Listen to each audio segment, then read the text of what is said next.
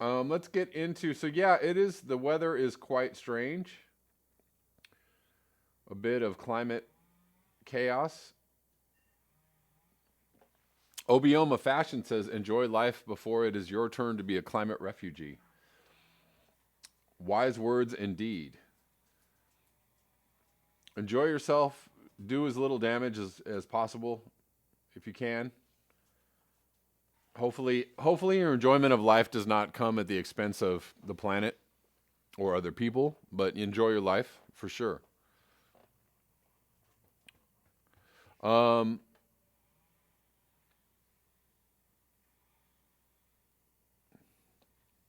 yeah, so where are we? Where are we? Where are we?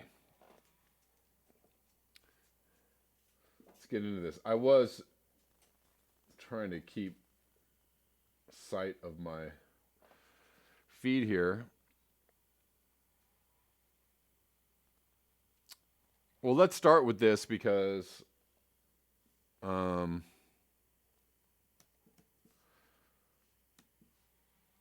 it is quite cold on the West Coast. We have a dip, an Arctic intrusion, if you will, or whatever you want to call it, polar vortex kind of thing going on the western part of the states. Maybe I can get a bigger picture of this. Yes, here we go. I was trying to get a bigger picture of this, and maybe my head is in front of it, but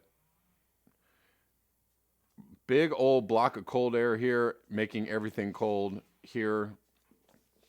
But look at this on the East Coast, very warm temperatures, and people were reporting. A few people sent me comments and emails talking about how warm it was on the East Coast yesterday, and this is for today, the November 9th, 2020. It is going to be 78 degrees in Richmond, Virginia. 73 in Washington, 76, very, very mild. It looks like 79 in Knoxville, Tennessee. Going down in the 80s in Georgia. Can you say global warming or global heating or whatever you want to call it? Is anything showing up correctly? I don't know. I'm going to have to go check my thing. I guess it is. I'm assuming it is. Moving on to some news about Tropical Storm Eta moves away from Florida, but zigzag path will target state again. So already doing some damage in South Florida as well as other places. Eta moved off of Florida's southwest coast overnight, but continues to dump torrential rain across South Florida, causing flooding and whipping up winds and storm surge Monday morning. The storm surge is something serious. As of 10 a.m. Eastern Standard Time, the National Hurricane Center reported the center of the storm was located about 100 miles west of Key West and 140 miles southwest of Naples, with maximum sustained winds of 60 miles per hour, moving southwest at 14 miles per hour. As of 11:30 a.m., more than 40,000 are without power across the state, mostly in Miami-Dade, Broward, and Palm Beach counties. The wind field for the storm had nearly doubled from Sunday, with tropical storm force winds extending up to 310 miles overnight from its center. Those winds, let me see.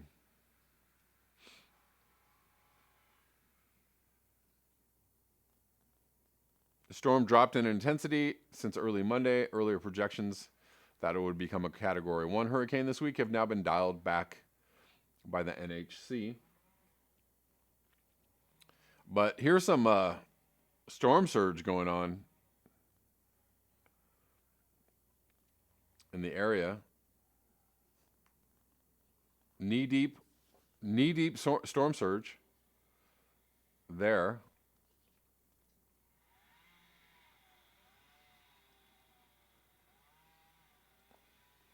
Can you say king tide? More and more king tides affecting South Florida. Already endured more than 14 inches of rain in October. So they are sending out trucks to pump water out of the streets in Miami. This is going to be, this is the future of climate change mitigation for now, the immediate future. Because the streets become saturated, they get king tides all the time. The city floods in certain areas all the time. So now they've got to pump water out of places where it gets deep. Here's more storm surge in Lauderhill.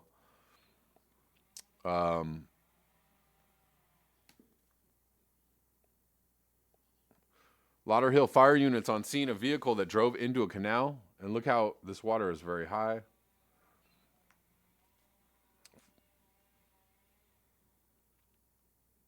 And here's a little satellite image of the storm. I don't know if we're going to get play. Keep playing. I guess that's it. So I guess what's supposed to happen is that it's going to go back out. I don't really understand this, but it's going to go back out to sea and then go up and hit closer to the panhandle by Thursday or Friday. This is like can we call this a zombie storm? I don't know if that's a good word for it, but it just will not die. It just keeps on going. Already major devastation in Central America, and then now, hitting the south of Florida, then it's going to go back out to sea, then it's going to make a right turn, and then it's going to go hit Florida again. I don't know. But fairly wild path for Eta, and Eta just keeps on going, just never stops.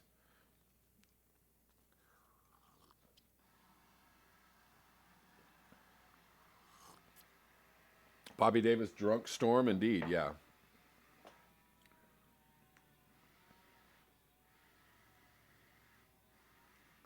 Irk1 says, I thought Florida was full of dirt bags, but now...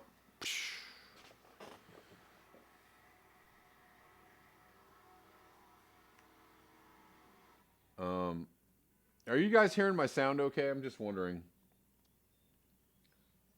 Something sounds clicky to me.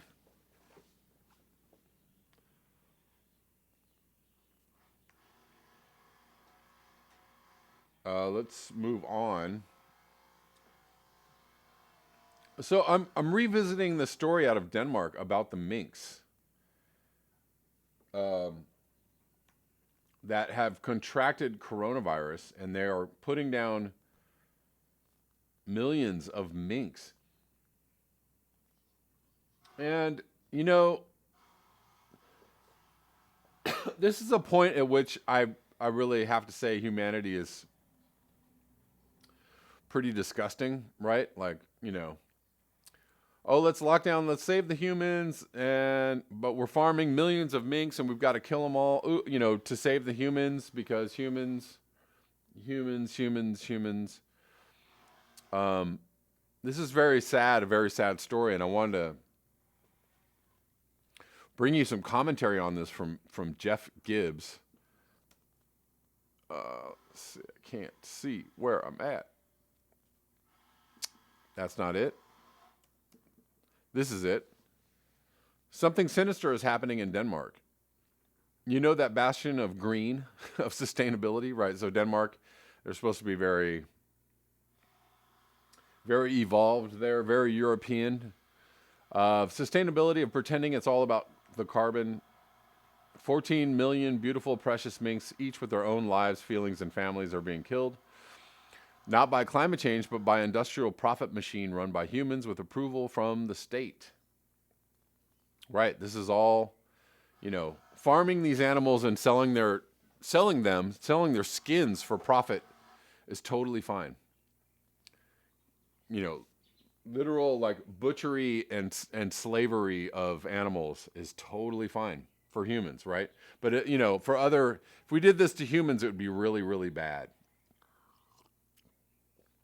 You'd be a bad person. You'd be Hitler. You'd be a eugenicist. You'd be just the most horrible kind of human. But,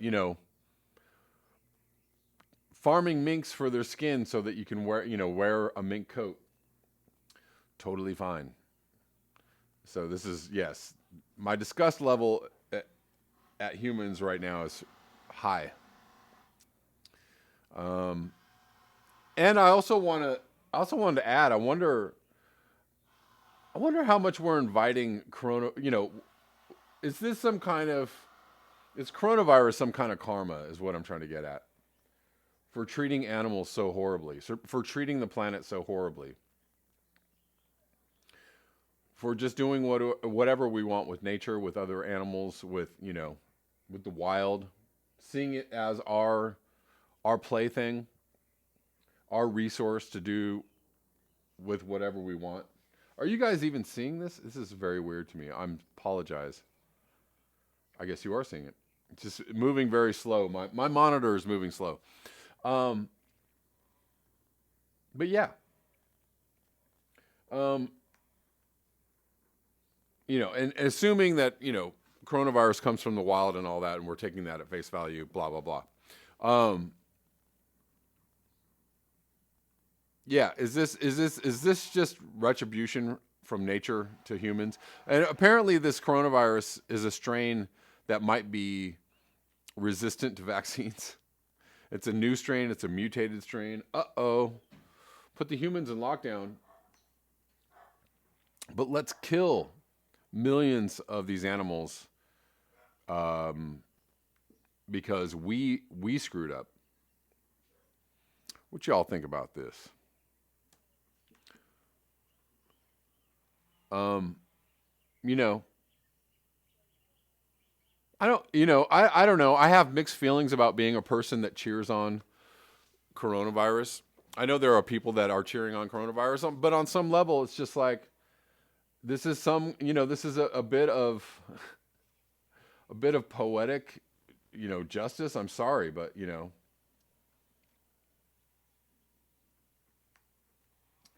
Ecocentric Homestead says, if my theory is correct, the mink story is very bad news. It can jump into other species when in crowded conditions. That means every feedlot, egg factory, fur farm on Earth. What if you can get coronavirus from ingesting? I don't know how likely that might be.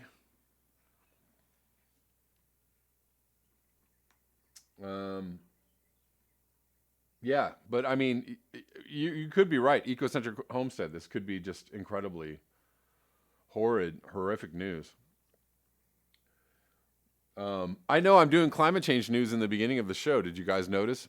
For all the people that like to show up late in the middle of the show, sorry, but you missed the train. I'm switching it up today, so some people might be disappointed. Whatever. I just wanted to talk about this stuff right away because it was on my mind, and I wanted to just get straight into, climate change / how humans are treating the planet and how the planet might deem to treat humans in the future. Creative experiments, global fires and viruses, and nature's balancing system. Right. So again, this is, in that lovely, murky, gray area of humanism, or whatever you want to call it, right? So humans are always supposed to be caring of other humans, and humans are the best and the highest and the greatest, and if you ever don't feel bad for humans getting their just desserts or their great reward or whatever it might be, whatever you want to call it, that you might be a bad person or evil or not very nice, but humans have done a lot of damage and they might actually deserve some payback. Even if you think that you're innocent, even if you think, and some of those humans that get that payback might be, we'll call them innocent, quote unquote, humans, but there might not be any innocent humans, right? If you are part of unless you're somebody who is like super aware of the planet and walking very gently on the planet and walking very gently on the earth and doing everything that you can to to not do damage to the planet, you still might be a casualty of Mother Nature. And, you know, that's very sad. It's very, you know, it is,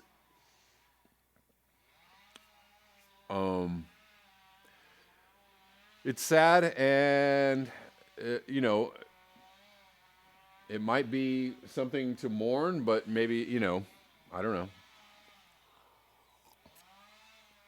It is what it is. We all die, right?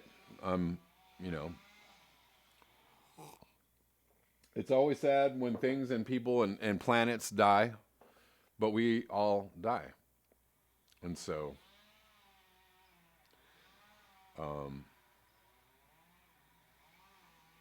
not to be insensitive, but, you know, acceptance of that truth is what it is.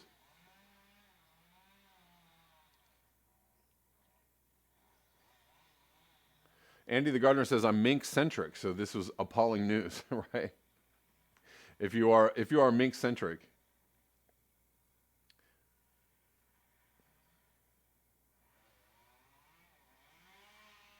Kuro Hike says, killing every single animal on Earth today would prevent tremendous suffering. Of course, humans are animals as well.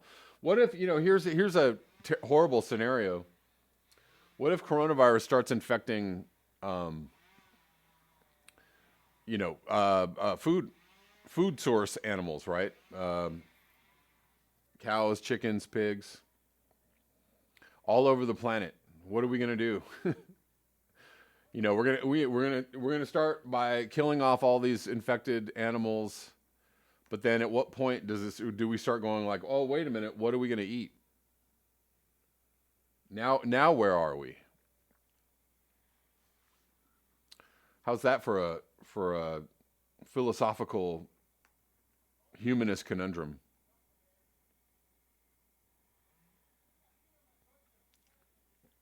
Oh, Rich, I know. Can you guys hear that chainsaw? It's really loud. Sorry, I can't do anything about it. It is, you know, I don't control the chainsaws or the people that run them.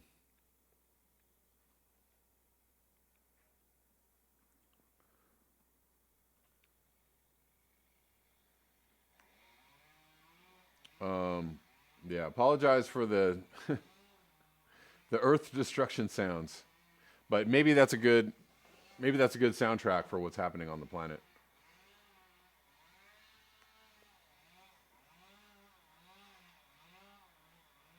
But anyways, I feel like on some level this is you know, nature's way of saying like, you know, you are not in control, my friendly humans. Friendly humans.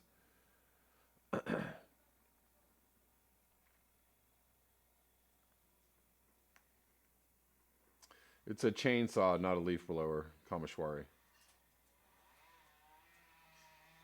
Anyways, let's move on. And fittingly, Kevin Shanholzer sent me this. I want to get into this article about ecocide. Ecocide, should killing nature be a crime? Well, you know, obvious answer, yeah. But if we're all complicit in the killing of nature, then, you know, this question is an existential and a philosophical one. And it's a worthy question to ask, and it's also a worthy question to attempt to answer. I don't know if I'm going to read this whole thing, but we'll get into it a little bit. From the Pope. Actually, you know what I might do? Uh-oh, didn't want to do that. Sorry. Hold on one second, guys.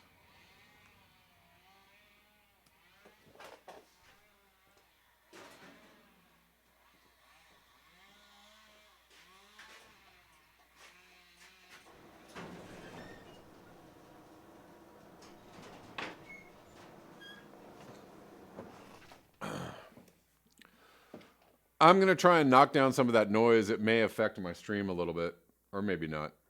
Ooh, that's much better. God, that was loud. That was really loud. Well, before I get into this, I'm going to give my stream a little chance to like get back into gear. And I do apologize, guys, for all the noise. Can't do anything about it.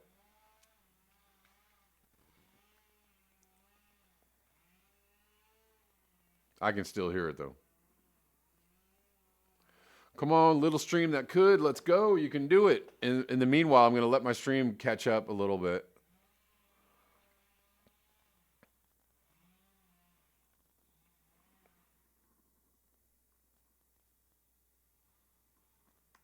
You love the endless mirror, Anthony Davis. Infinity mirror, yes. It's pretty crazy.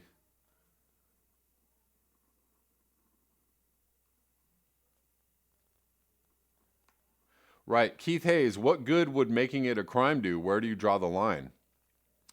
Good question. Because so many are so culpable in the crime.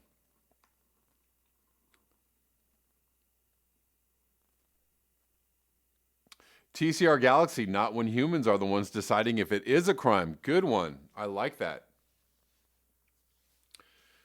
Yeah, you know how we were saying like humans don't get to decide blah, blah, blah, you know, how many babies people have, or they don't get to decide stuff. Well, pretty soon humans are not going to be able to decide jack. Nature is going to be deciding a whole lot for humans pretty soon, and we're not going to like it. We are not going to like it. We are going to be very mad. Very, very upset. Okay. Ross Cobbins says pretty much impossible for this version of civilization to exist without killing nature. Sure. Well, let's get into this. Let's get into this existential / philosophical / legal question, if you will. Hold on one second. From the Pope to Greta Thunberg, there are growing calls for the crime of ecocide to be recognized in international criminal law. But could such a law ever work? In December 2019, at the International Criminal Court in The Hague, Vanuatu's ambassador to the European Union made a radical suggestion: make the destruction of the environment a crime. Vanuatu is a small island state in the South Pacific, a nation severely threatened by rising sea levels. Climate change is an imminent and existential crisis in the country. Yet the actions that have caused rising temperatures, such as burning fossil fuels, have almost entirely taken place elsewhere to serve other nations with the blessing of state governments. Exactly. Small island states like Vanuatu have long tried to persuade large, powerful nations to voluntarily reduce their emissions, but change has been slow. So Ambassador John Licht suggested that it might be time to change the law itself. An amendment to a treaty known as the Rome Statute, which established the International Criminal Court, could criminalize acts that amount to ecocide. He said, arguing this radical idea merits serious discussion. Yes, it does. I totally concur. But again, where do you draw the line? What about owning your own private jet? What about owning a yacht? What about owning your own private island for tourism purposes? What about owning, several mansions worldwide? My guess is that this is going to have there's going to be a very difficult time passing this law, because it's going to impact whom? The people with the money and the people with the power and the people that control the entire planet. So my guess is this won't go very far or very quickly, unless you have some kind of citizens council or assembly, right? Unless you have people in power that would be able to enforce this law, and that would be the people, and not the corporations, and not the oligarchs, and not the Democrats, and not the Republicans. Because they're not going to enforce this law. No way, no how. Ecocide, which literally means killing the environment, is an idea that seems both a highly radical and campaigners claim a reasonable one. The theory is that no one should go unpunished for destroying the natural world.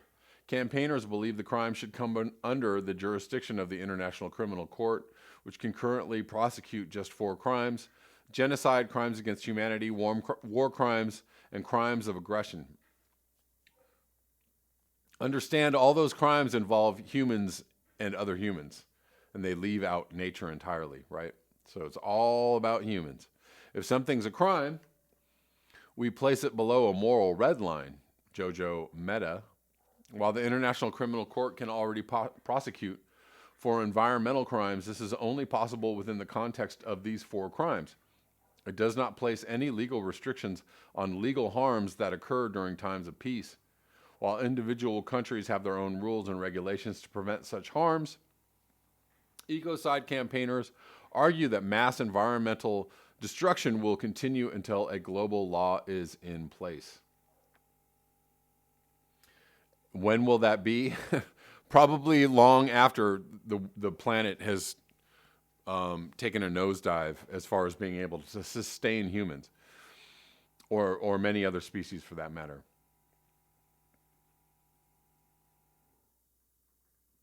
This wouldn't be the fluffy and arguably toothless rulemaking that often emerges from international processes such as the Paris Agreement on climate change, right?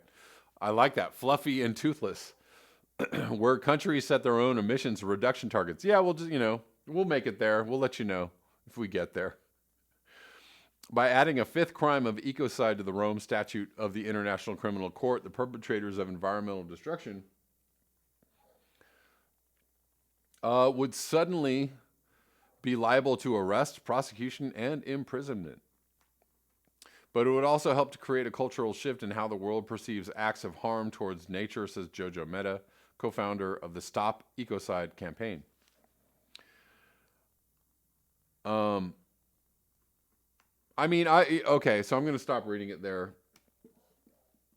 I really just wanted to dive into this for a little bit of a discussion. Again, this is not going to happen anytime soon. Because as the title of this video states, it's not just, ecocide is not only legal, it's encouraged. It's encouraged by a growth economy. It's encouraged by consumerism. It's encouraged by business, large and small.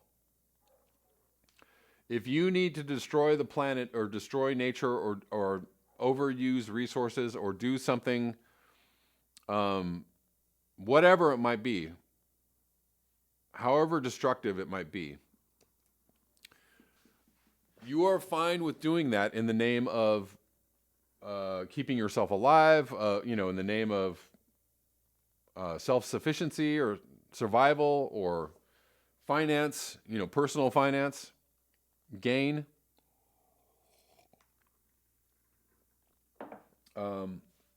All people are welcome and encouraged to do this. And so I don't see it ending anytime soon. Because if ecocide were a crime, the way in which your phone is made would be a crime. The way in which your computer is made would be a crime. Your car, most of the things you buy at the store, several things that people eat. So much of what we do on a personal level would be contributing to that crime. But, how many businesses would have to shut down or be prosecuted for ecocide? My guess is, so many you couldn't even really start to count. Did I get another super chat, guys, or am I just seeing the last ones? My apologies if I did not read your super chat. Hold on, maybe I can find them here.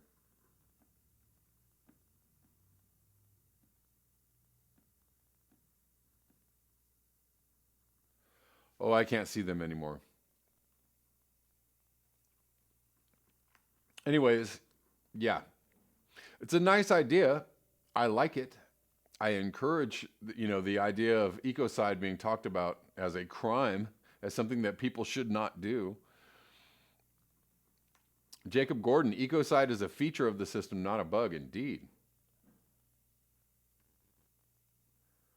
Keith Hayes says, tax the externalities and don't call it ecocide. Okay. Interesting concept. Tax the externalities, or why not price the externalities in, right? Why not,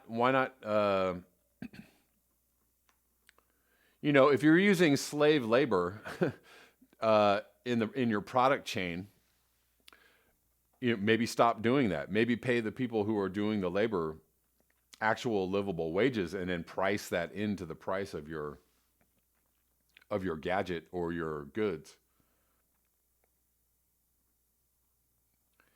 TCR Galaxy, we are adding 200,000 new oil consumers every day. Indeed.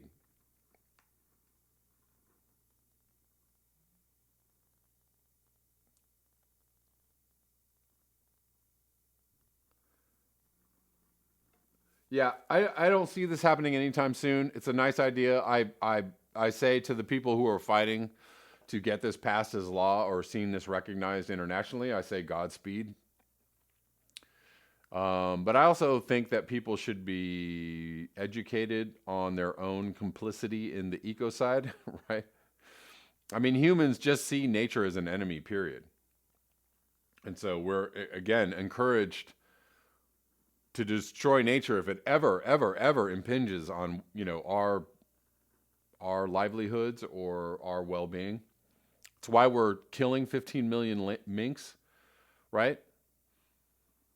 That's not just, that's seen as, that's necessary, right? Because humans, must not get this coronavirus that the minks have. They must not. So, I mean, by all means, kill 15 million minks. That's what we must do because we are humans and we are the best. And the minks, who cares about the minks? It's all about the humans.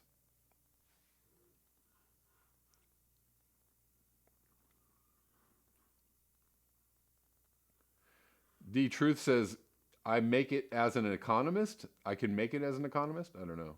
I didn't understand your...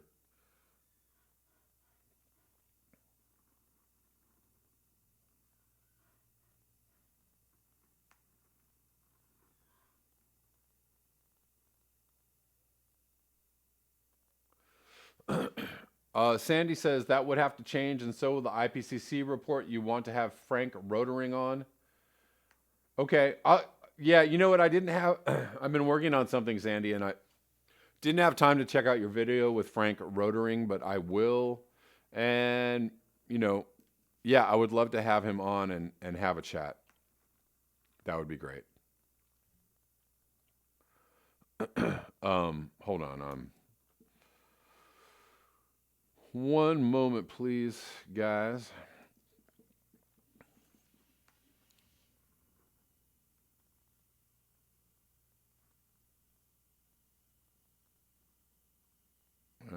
Somewhere in here is...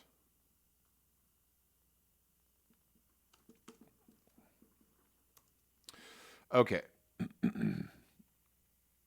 Let's move on.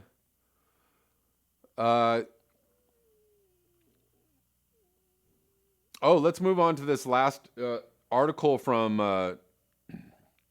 Greta Thunberg, still speaking the truth, y'all.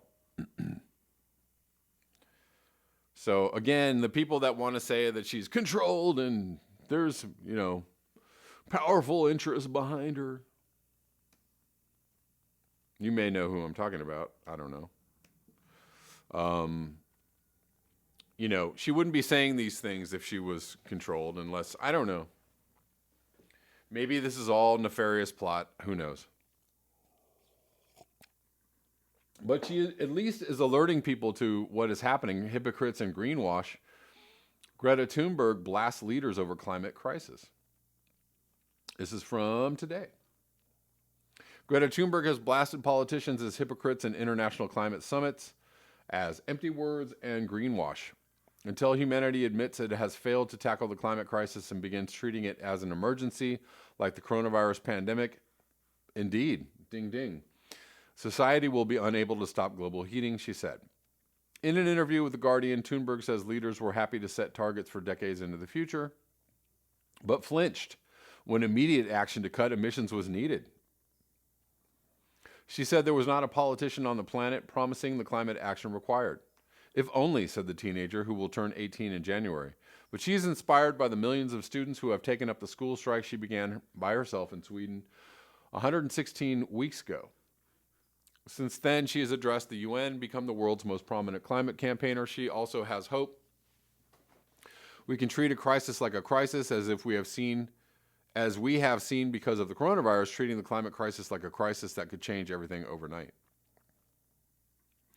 Thunberg said the scale and speed of the emissions reductions needed to keep global temperature close to the limit set by the Paris Climate Agreement are so great they cannot be achieved by the normal operation of society. Our whole society would just shut down and too many people would suffer, she said.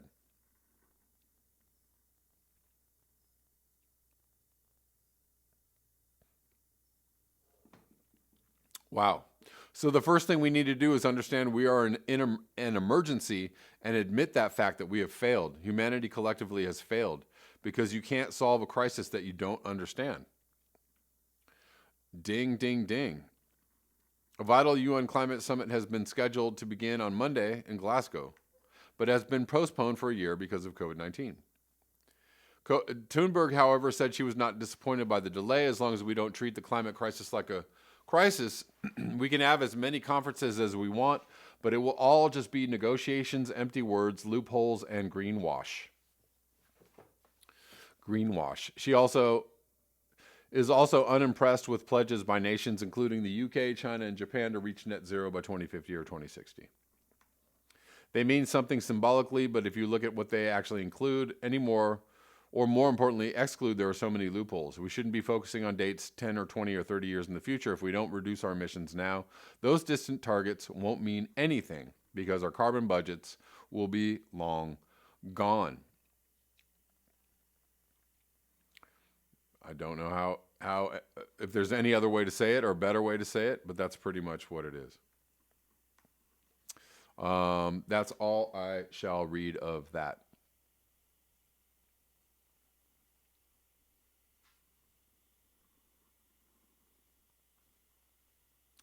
We have 98 watching, 44 likes. Please like up the video, y'all. If you are new, you know what to do.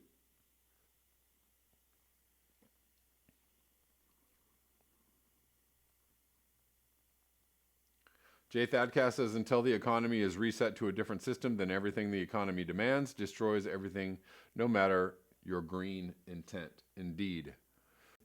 Hey, there are many ways that you can support this channel. PayPal, Venmo, Square, Bitcoin, Ethereum. All the links are in the description box below. You can also support me on Patreon for as little as $1. I post all the live streams there, so you can watch the full live streams at Patreon